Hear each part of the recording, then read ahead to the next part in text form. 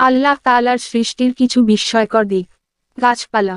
গাছ শুধু সৌন্দর্য বাড়ায় না, বরং পৃথিবীর পরিবেশ ঠিক রাখার অন্যতম প্রধান উপাদান। একটি পূর্ণবয়স্ক গাছ বছরে প্রায় 48 পাউন্ড কার্বন ডাই অক্সাইড শোষণ করে এবং প্রায় 260 পাউন্ড অক্সিজেন উৎপন্ন করে।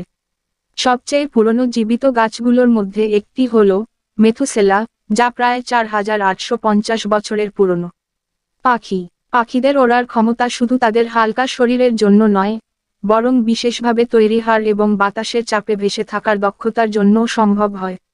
কিছু পাখি, যেমন আলবাট্রস, টানা কয়েক মাস বা বছরও সমুদ্রে কাটিয়ে দেয় এবং উড়ন্ত অবস্থায় ঘুমাতে পারে। হামিংবার্ড একমাত্র পাখি যে সামনে পেছনে উড়তে পারে এবং প্রতি সেকেন্ডে 50-80 বার ডানা ঝাপটাতে পারে।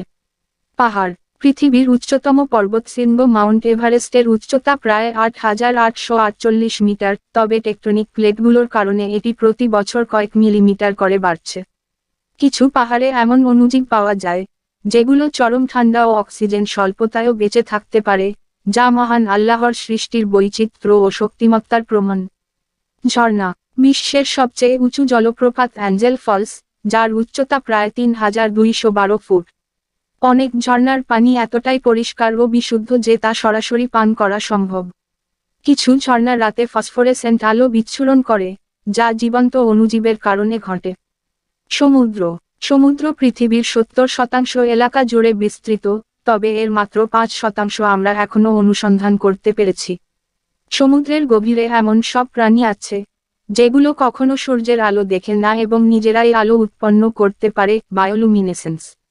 মহাসাগরের স্রোত চাঁদের মহাকর্ষীয় আকর্ষণের ফলে তৈরি হয়, যা পৃথিবীর জলবায়ুর ওপর গুরুত্বপূর্ণ প্রভাব ফেলে।